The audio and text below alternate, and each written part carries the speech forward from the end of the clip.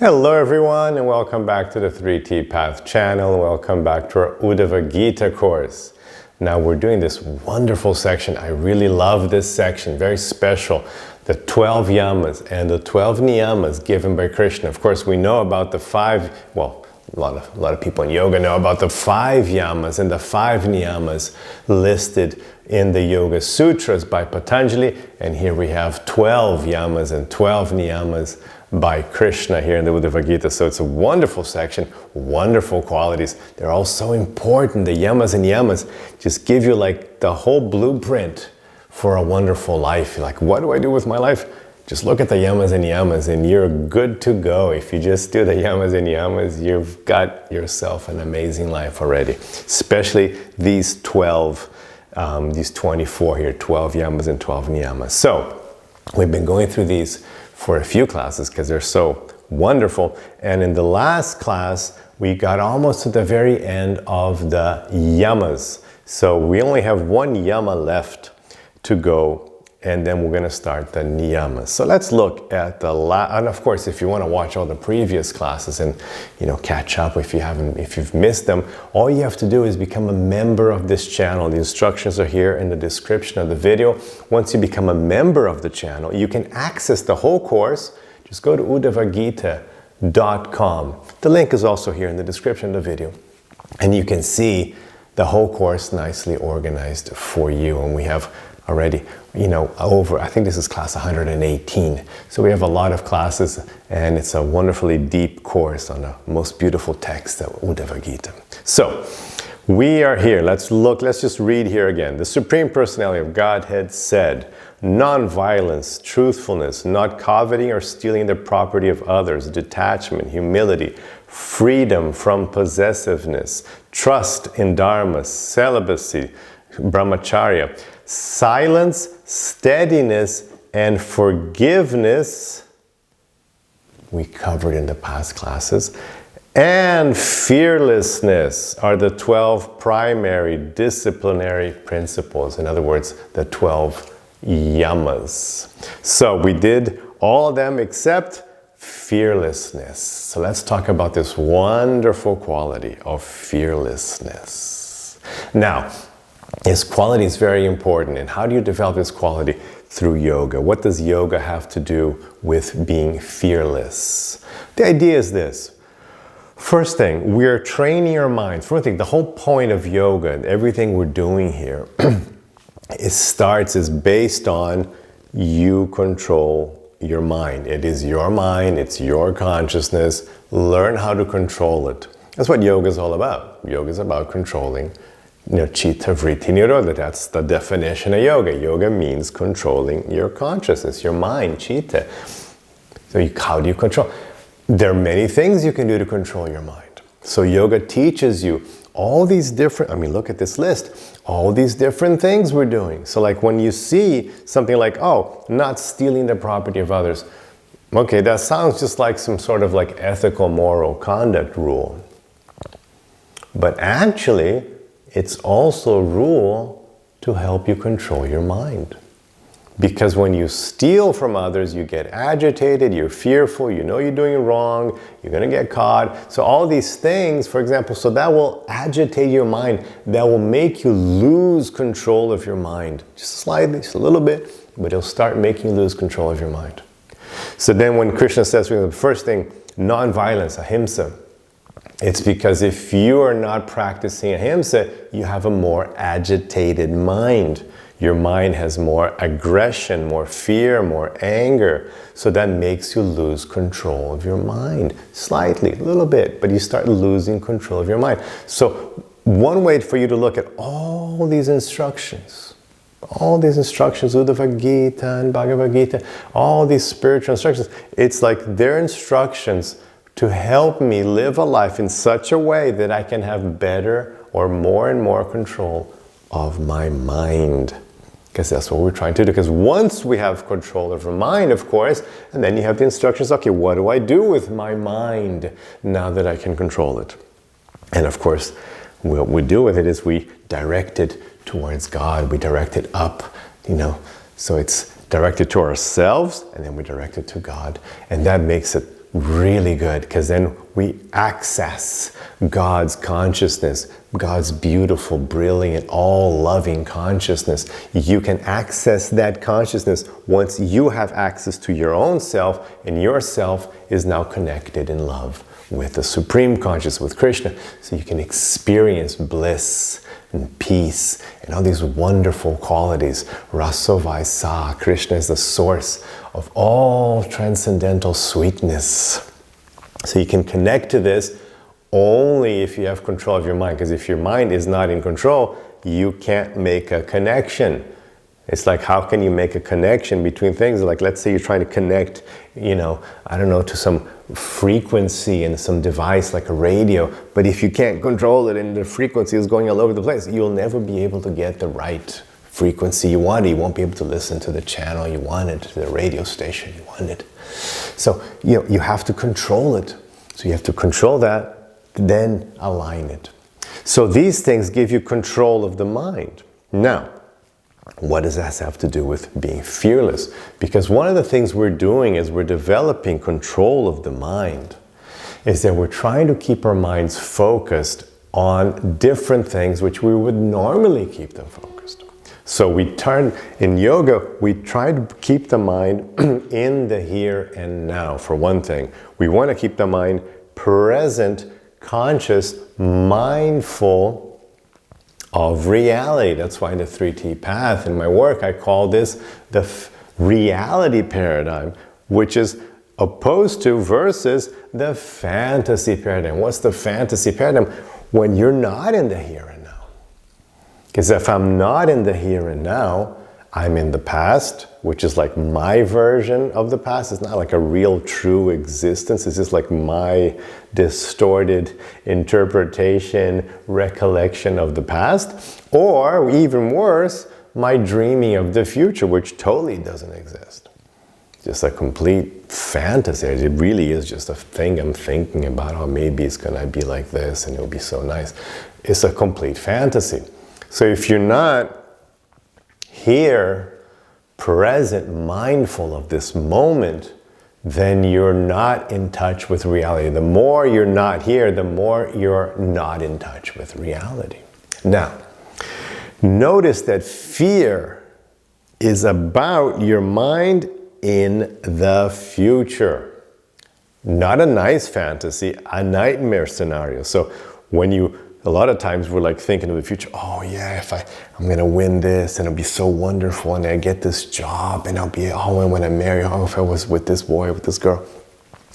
So then normally we're having these like daydreams. But our minds also like to give us nightmares. So once you go into the future, of course your mind says, okay, yeah, you're thinking this is going to be nice if you get the job, if you get the girl, if you get the boy, if you get this, you get the car, whatever you're dreaming of. But then your mind says, oh, and what happens if you don't get it? And then, because you have a good imagination, you'll say, what if you get something really bad? So your mind all of a sudden can fill you with terror. Nothing's going on. You're just sitting down. You're just in your house. You could just be in your bed because these things like creeping up on us in the night. So, today is Halloween. I'm recording this on Halloween day. So it's a good day to talk about nightmares at night. So let's say, you wake up at 2 a.m. and your mind's like, anxiety attack. You're like, oh my God, this thing and that thing and my health issue and what's this pain I'm feeling? Maybe it's going to be this thing. And oh, what did that person say? Maybe that's what they're thinking of me. Or maybe, oh my gosh, my money issues. And, and then you start having you're full of fear. And you're full of fear thinking of things in the future. Oh, this is going to happen and this is going to be so terrible. I'm going to have to go to the dentist. Oh, so much pain. And then you're suffering. You're still there. You're still lying in bed, perfectly safe house. Everything's fine. But your mind is filling you with dread. Nothing's happened yet. So it's just your mind out of control. And it's your mind out of control in the future, right? You're never afraid of something from the past. You might be afraid that something from the past is going to show up in the future, but you're not afraid, even if you had like a bad situation, you had like a bad accident, you hurt yourself badly. But you're not afraid of that. There's no, right? Fear only means you're worried about something that's coming up in the future, right? No matter what you've gone through in the past, you're not afraid of that thing which is over now. You can be hurt, you can be traumatized by it, but you're not afraid of it. The trauma can make you afraid that it's going to happen again, but fear is exclusively a future-based sensation. It's exclusively your mind leaving the present, leaving reality, and going to the future, wondering what's going to happen, and then fearing it, and then imagining all the bad things and how it's going to be painful and horrible and tragic and embarrassing or whatever. It's just your mind giving you nightmare scenarios. So in yoga, because we're training the mind, and we have, because of all these other techniques we're practicing, we have a greater control of the mind. We can cut that crazy nightmare thing off. We can okay, where's the off button on this, nightmare machine? So you just switch it off and okay, well actually, let's bring it back to the here and now. And even if this situation were to happen, I'm just going to do my best. I'm going to focus on my dharma, do my best, which is what we do as yogis. We just whatever situation we're in. Okay, what's my dharma? What's the best of me? What's my duty? What does my essence require of me to live this and to go through this in the most honorable way possible? So let me face this with dharma. And of course, as devotees, I've got God. God's got my back. Everything's fine. Hey, ultimately, I'm not even material. And this is all material stuff here. I'm actually completely bulletproof. The more you understand your true spiritual nature, you're complete. You thought Superman could take a bullet to the eye and that was cool. But he's got kryptonite. You don't have anything. You don't even have kryptonite. There's nothing that can affect you because it's got nothing to do with you. It's a completely different reality. The gunas, here we are in the gunas, the prakriti, and Sankhya we call it. So this material energy has nothing to do with you as a true spiritual soul. Nothing. So much so that the conclusion of the Yoga Sutras is the understanding the yogi comes to that all matter has shunya artha, zero value. Zero. There's nothing in matter. Matter's got nothing for you. You need nothing from matter. Matter has nothing for you. Nothing. Zero. That's what you get from matter. So ultimately, what are you going to be afraid of? There's nothing here. This is just this is already Maya. This is already an illusion. This is like a virtual reality thing. So if you're really involved in a movie and you get scared, you might be watching some horror movies because it's Halloween. But ultimately, it's just the movie. You can just switch the movie off. It's fine. That horrible psycho killer there, whatever creature that's there in the movie scaring you is actually not there at all. It's just an illusion. And you can just switch it off and it's gone. Well, that's gone. It might be in your mind and you might be afraid and your mind might be playing tricks with you. But I'm saying that's completely got nothing to do with you. It's a different reality. It's just that's just it's just a screen. That's just the reality of the movie, of the game, of whatever. It's just on the screen. It's got nothing to do with where I am now. And this material reality has nothing to do with you. So ultimately, there's nothing to be afraid of because okay, so my body blows up. Who cares? It's just a body. It's not me. I'm not the body. My planet blows up. It's not my planet. It's just a thing. It's not even me. There's nothing at all. The universe, it doesn't matter. I'm not from this universe. I'm not from this planet. This isn't my body. This has got nothing to do with me.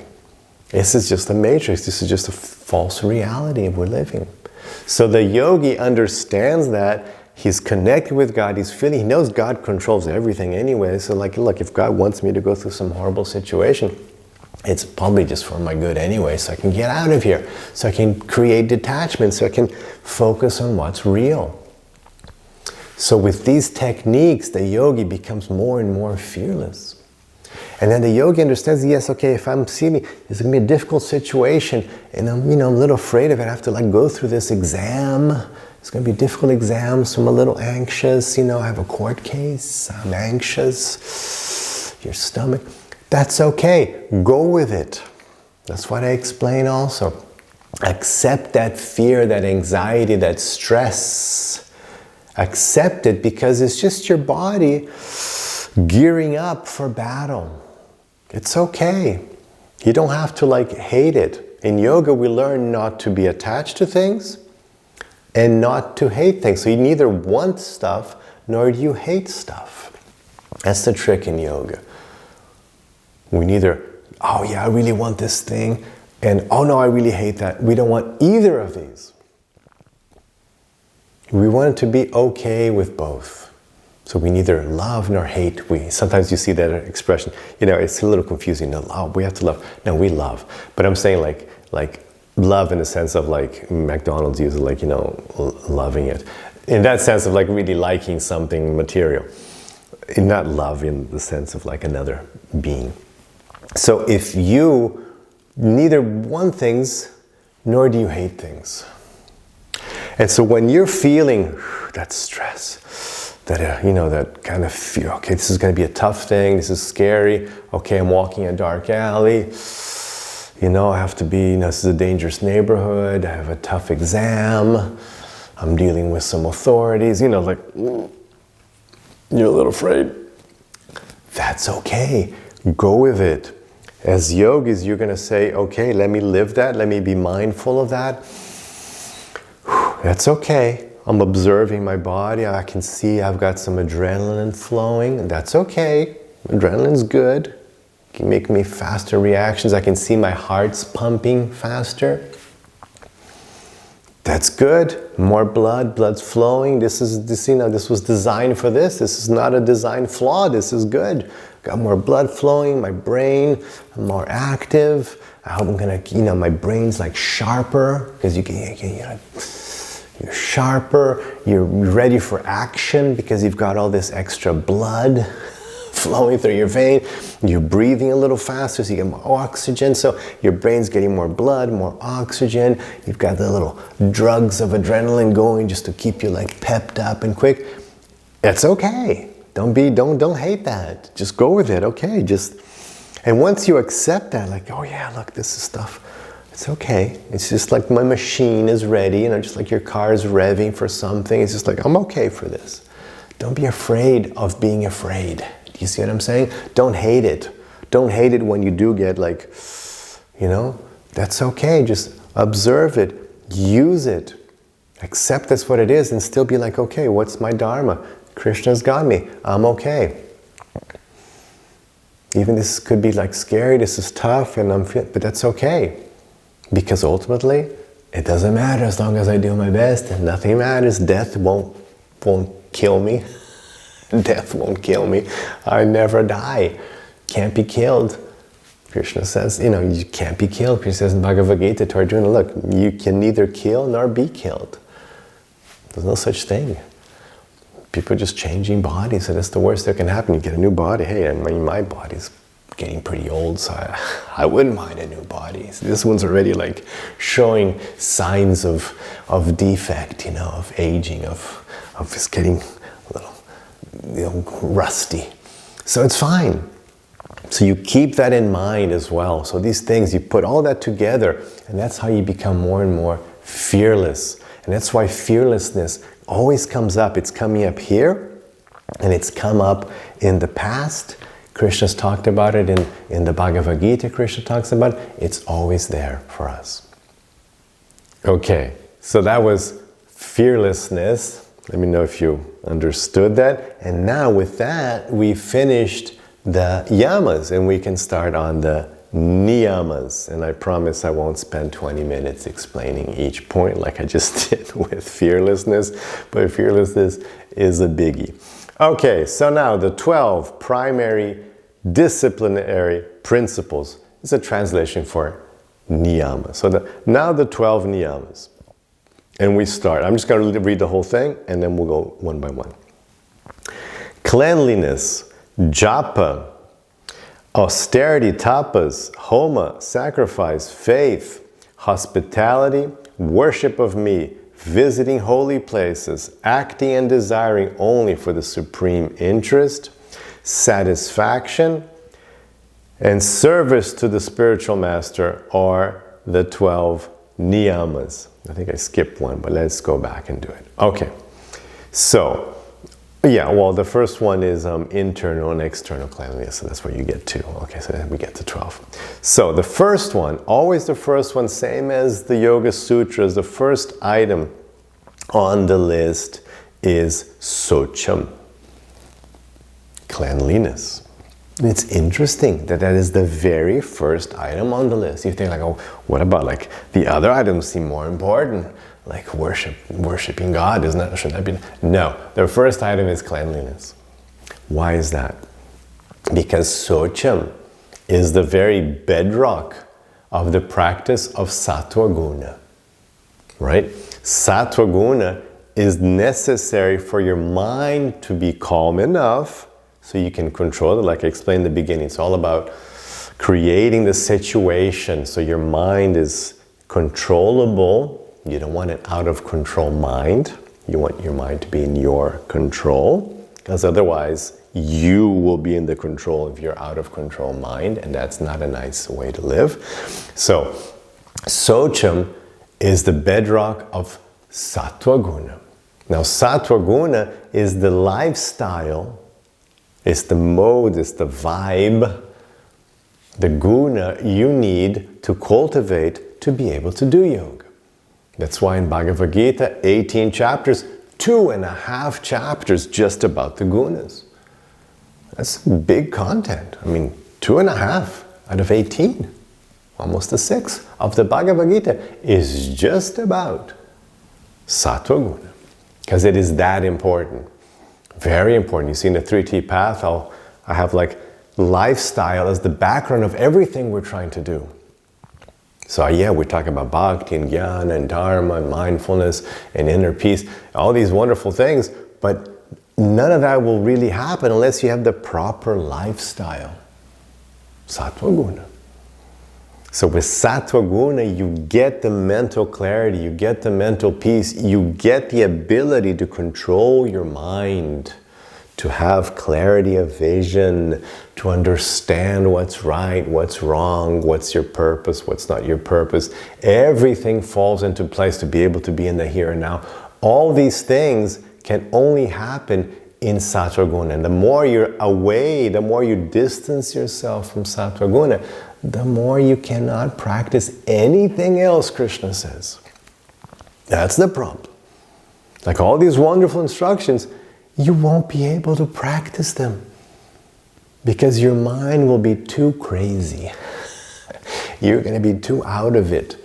You won't have enough control of your mind to do these things. You won't have enough clarity of vision, of mind, to be able to know what to do. Krishna says, yeah, do your dharma. But if you're not in sattva guna, you can't see your dharma. You're like, what? Krishna says in Bhagavad Gita, when you're in raja guna, sometimes you see your dharma, sometimes you get it wrong. And when you're in tama guna, you completely get it wrong. What you think you should do is what you shouldn't do. And what you should do, you do. It's all inverted. So your lifestyle will make or break all these other wonderful instructions you're seeing here. So the first thing is socham, because socham is the bedrock of sattva guna. All the details of sattva guna, basically they're about purity.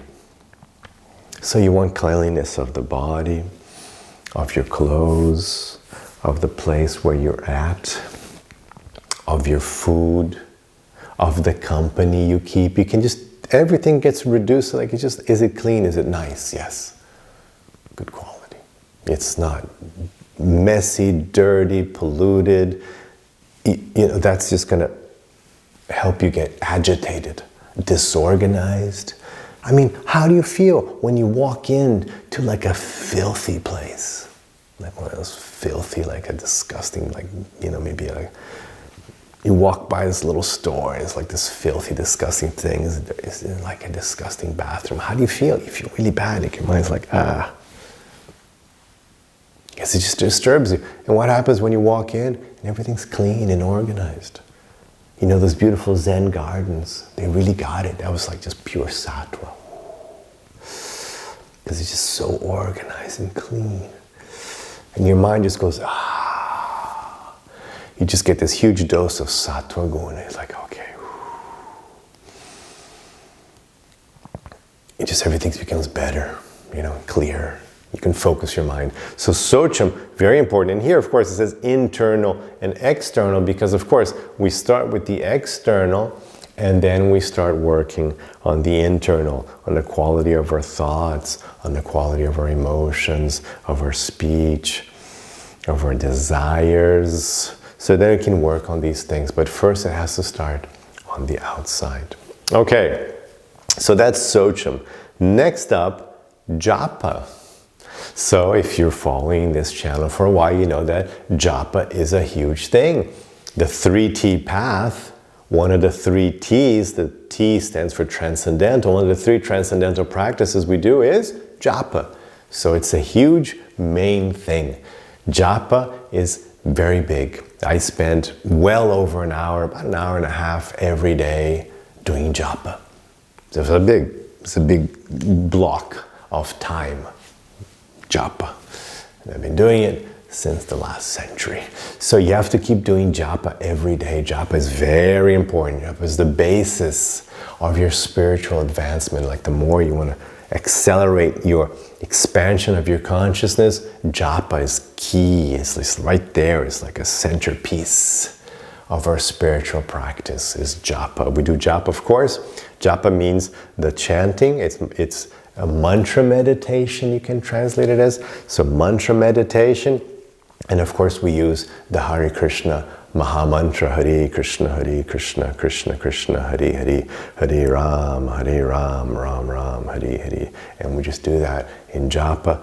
Wonderful practice, wonderful. I can't recommend it enough. It is the ultimate practice. It will give you wonderful states of mind, connection with Krishna, blessings. It's just, there are no words can describe how important and wonderful this practice is for your spiritual life. So it's great here that, of course, Patanjali doesn't mention japa in the yamas and niyamas. He does, though, mention japa in the Ishvara section. When he's talking about God, he does mention japa as being an important practice. So japa is there mentioned in Uddhava-gita, in Yoga Sutras, in Bhagavad-gita. Krishna says japa is the topmost yajna you can offer, the topmost offering you can do. So it's there all over the place. So don't have any doubts about it. So japa, chanting of the holy names of the Lord. And the next item on the list is tapa. Now, tapa is a huge topic, but tapa I've explained in a video I've done separately on this channel. So what I'm going to do, instead of like going into too much detail about tapas, because it's a very rich, important concept, I'm going to link below here in the description of the video, this video of mine where I talk about tapas. Now, tapas basically, just to summarize, just to keep you just so you don't lose focus, tapa means, it's translated, I don't like the translation it's used usually, austerity. Not a good translation because austerity means other things for a lot of people. But basically what tapa means for you, for your practice, for my practice, for your practice, for our day-to-day practice, is choosing the right thing. Choosing dharma over kama. Kama means pleasure, whatever you feel like doing. Oh, it's easy, it's good, feels nice, I'm just going to do it. Is it right, is it wrong? It doesn't matter, it's what I want to do.